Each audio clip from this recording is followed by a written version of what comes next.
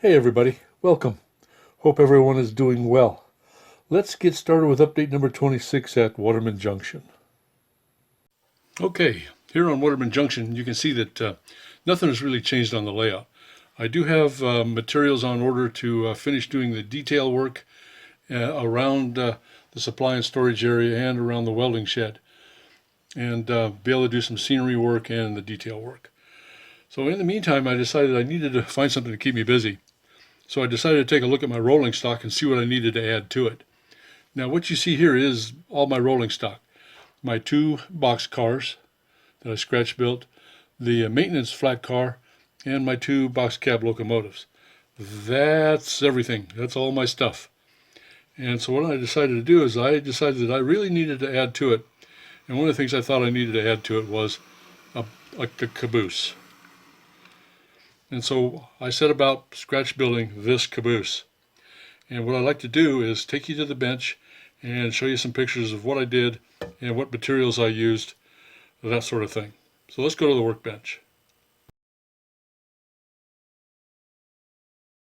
Okay, first let me apologize for the quality of these photos. These first few are taken on the bench while I was working. And although the lighting is really good for actually doing the work, the lighting sucks for doing photography. So I apologize for that. But what these first few photos do show is the basic structure, frame of the caboose. And you can see inside the caboose what I did for bracing it and putting it all together. Okay, this is a quick shot of underneath the caboose. And basically what I wanted to show here was the frame. The basic frame starts out as about a 1/16 inch basswood sheet. And then I frame it out with the 8x8 scale lumber. Now I use the 8x8 scale lumber on all of my scratch builds because that dimension works out perfectly for the setting the trucks and the wheels and the coupler height. So it works out really well, and I keep using that. It's standard throughout all of my scratch builds. A quick note, the maker of the trucks that I use, minor models, recommends that you use the end scale 36-inch wheels that have an axle length of 0.540 inches.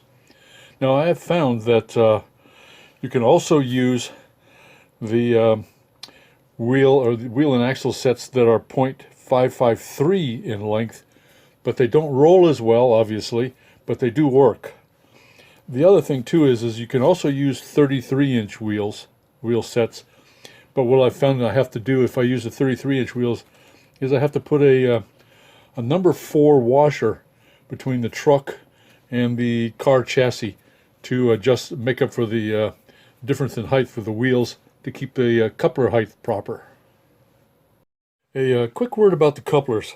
Now I did start out using the Microtrains couplers, but I just found them just a little too fiddly and stuff. I just didn't like it. So what I've done is I've started switching all my stuff over to the Bachmann Easy Mate Mark II couplers. And I'm using both the medium shank and the long shank. I just find that they're working better, they're easy to use, and I'm not having as many problems with them. Now when I convert it over, I still use the Microtrains coupler boxes.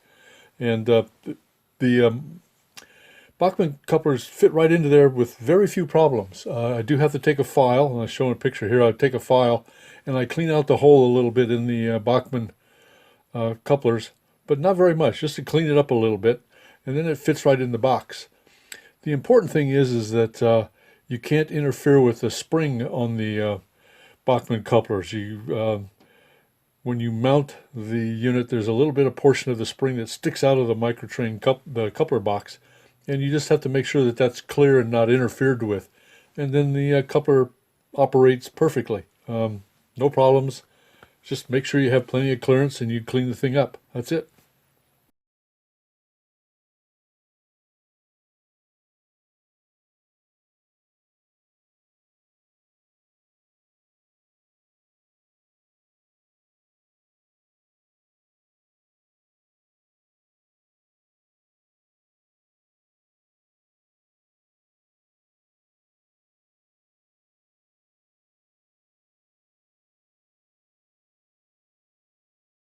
Okay, after a base coat of flat white primer, the Caboose was painted with a Tamiya XF7, which is a flat red, and the doors and window frames were painted with Tamiya XF1 flat black.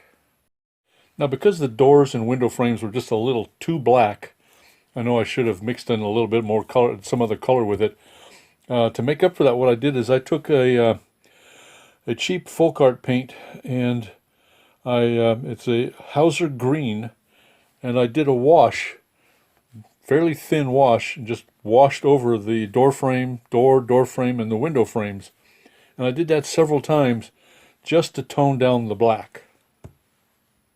Now the red had the same problem. It was just a little too red. So what I did is I got another cheap craft paint. This one was Heritage Brick, and I did a bunch of washes, several washes with it, just basically to tone down the red.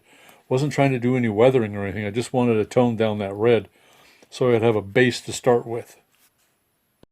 Okay, so once I got the base color of the Caboose the way I liked it, the red the way I liked it, I then started working on doing a little bit of the weathering.